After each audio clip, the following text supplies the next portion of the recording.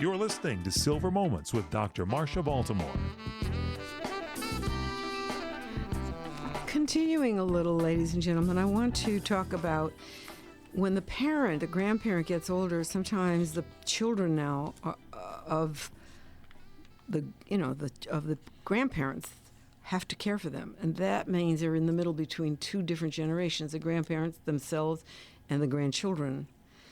So I just thought you might like to read "Caring for Your Parents" by Helen McLean, Harper Row. I think it was 2001. First of all, you need to make a will with those people. If you don't have a written will with a copy in the attorney's office, you have to do something about that. You have to give it to somebody or put it in a vault and tell your children where it is.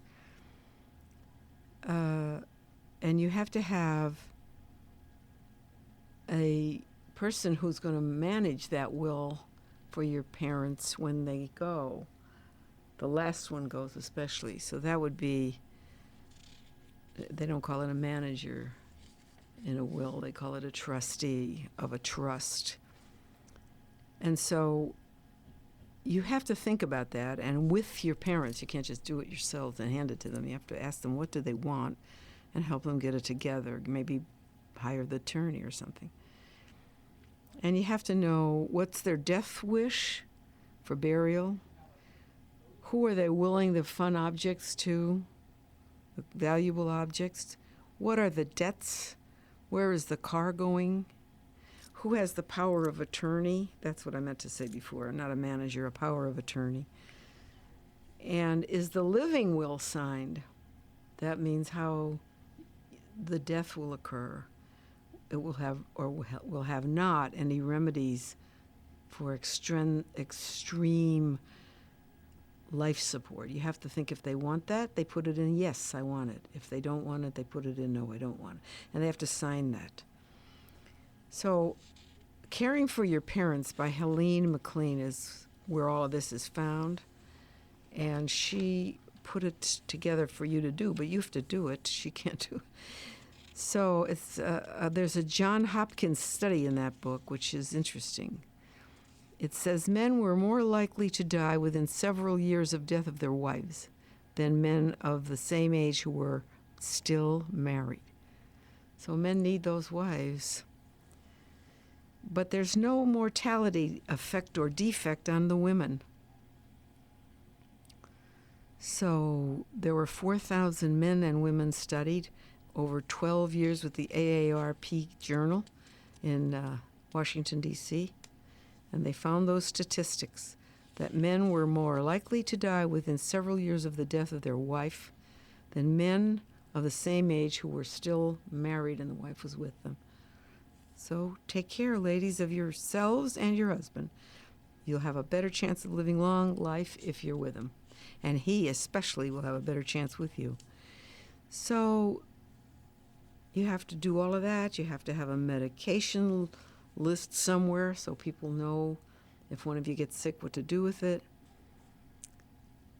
You have to drive well. You have to get your health taken care of. A lot of things people have to do for each other. So I explained to you that this book will help you, and the American Association of Homes for the Aging, which is AAHA Publications in Washington, D.C., will talk to you about nursing homes. You can ask them for rules on Medicare in a nursing home. Once again, that was the AAHA, the American Association of Homes, that's the H, for the Aging, 1050 17th Street Northwest, Suite 770, Washington, D.C., 20036. And visit a few nursing homes and write them to ask for their rules on Medicare. So the Department of Aging in California is at 1020 19th Street, Sacramento, 95814. And this is the basic information that I wanted to give you, because I think you'll be comfortable if you get it from the source, from the government, the federal and the state. They both have a hand in it. As I said, the state writes the law in the court, and it travels to the next state if you move. People were trying to get their grandchildren or one spouse, another spouse, the child away, and that's why they were taking the child out of state thinking they could have them. It doesn't work. The second state picks up the law. So go to the court.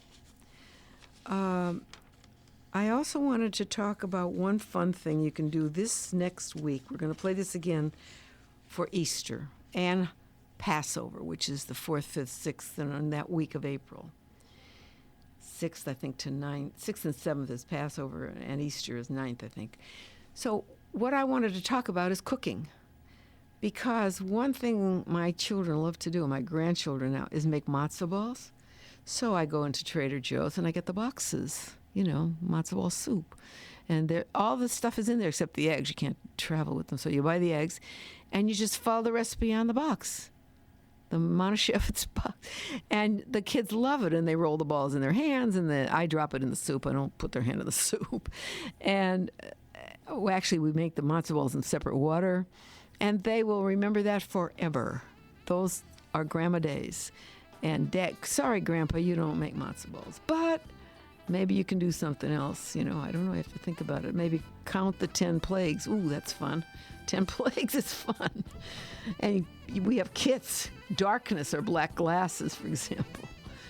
And it's fun to do that. So Grandpa can be in charge of plagues, and Grandma can be in charge of matzo balls. And if you're doing Easter, you have Easter egg hunt. You put eggs on the ground, and you keep doing it till you get it right, and the kids are going to love you. Thank you. How do you feel? Where are your views?